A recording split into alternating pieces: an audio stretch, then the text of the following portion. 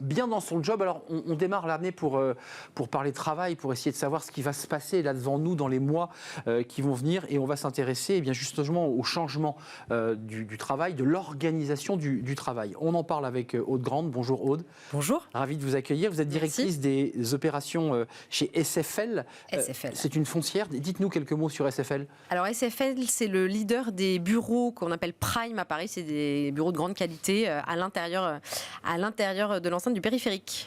À l'intérieur donc de ce cercle parisien, un baromètre. 10 années de suite que vous faites ce baromètre. Et là, on a une nouvelle photographie de l'organisation du travail et de la manière dont les collaborateurs regardent leur travail. Qu'est-ce qui ressort de ce baromètre ? On a le sentiment quand même que l'IA, l'intelligence artificielle, percute de plein fouet, je dirais presque le mental des collaborateurs. Oui, c'est vraiment intéressant parce qu'on a vécu des grandes révolutions ces 10 dernières années. On a vu l'avènement et l'installation définitive du télétravail dans la vie des salariés. On a vu cette porosité vie pro, vie perso qui est maintenant une évidence pour tout le monde.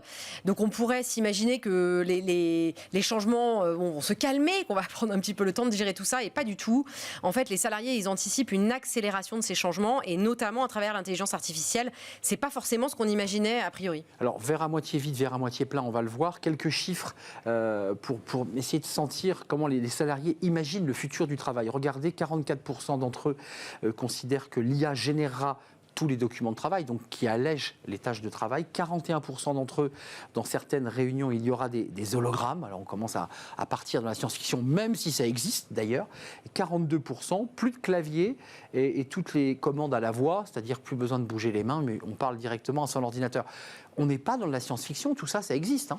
Ça existe quasiment déjà aujourd'hui. Ce qui existe moins, c'est pas rentrer dans la vie quotidienne de l'ensemble des salariés aussi vite qu'on a inventé ces éléments nouveaux qui permettent de faire son travail différemment. On voit clairement que les salariés, ils ont une vision un peu double de ces changements liés à l'intelligence artificielle, à la fois très positive, c'est-à-dire qu'on voit que les tâches répétitives seront plutôt générées par une intelligence artificielle qui va faire gagner du temps. Donc ça, c'est positif. À l'inverse, on voit aussi que quasiment la moitié des salariés pensent que les emplois de bureau vont être majoritairement supprimés par cette intelligence artificielle. Donc ça, c'est quand même un petit peu angoissant. Les jeunes sont d'ailleurs beaucoup plus nombreux à le croire que la moyenne des salariés. Et deuxièmement, on pense que ça va générer du contrôle sur le travail des salariés, notamment dans le télétravail, avec une faculté des entreprises à voir si les caméras sont allumées, etc. Donc il y a quand même une ambivalence par rapport à cette intelligence artificielle. Ça, je dirais, c'est l'enjeu moderne, technologique, puis il y a un enjeu qui vous concerne, j'allais dire, vous, chez vous, pour ceux qui ont des foncières, la vôtre en particulier. En 2020, 43% des salariés estimaient que les entreprises n'auraient plus besoin de bureaux, mais ça reflue 34% seulement. C'est-à-dire que le bureau reste quand même un espace, un lieu où on vient travailler. Absolument. Il y a un autre chiffre qui est intéressant. Il y a plus de la moitié des salariés qui disent maintenant que le bureau, c'est un endroit de vie où il est agréable de passer du temps. C'est vraiment intéressant. Le lieu de sociabilité. Exactement. On pourrait imaginer que ces révolutions du télétravail, notamment, et de l'intelligence artificielle, allaient rendre totalement obsolètes ces locaux de bureau, et c'est pas du tout ce qu'on vit, et c'est pas du tout ce que disent les salariés. Donc c'est vraiment intéressant. En revanche, on fera pas la même chose dans les bureaux que ce qu'on faisait il y a 10 ans, ça c'est clair. Ça, c'est une réflexion pour vous. Absolument. Le baromètre, il vous donne une photographie de la manière dont on repense les bureaux. Exactement. Les bureaux, c'est plus le lieu de la production, parce qu'aujourd'hui, la production des cadres, elle peut se faire à peu près partout et de partout. C'est plutôt le lieu, effectivement, de la sociabilisation, de l'échange d'idées, de la sérendipité, comme on dit.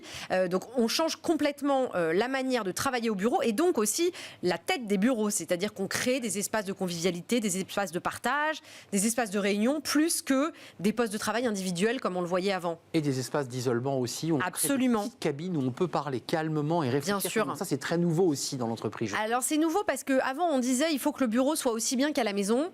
Pour beaucoup de gens, la maison c'est pas du tout calme. Donc en fait ils vont au bureau aussi pour trouver ces bulles, voilà, cette espèce de calme. Donc les bureaux doivent proposer ces espaces-là. Juste un petit mot sur l'environnement là aussi, parce qu'on parle de l'IA qui sont vraiment la tête de pont, on sent bien que ça bouge, mais il y a aussi les petits gestes des entreprises pour l'environnement. Là, il y a quand même des salariés, 74% des salariés jugent que leur entreprise les encourage à limiter leur consommation d'énergie. Ça, c'est intéressant, c'est l'entreprise qui, elle aussi, a un rôle social.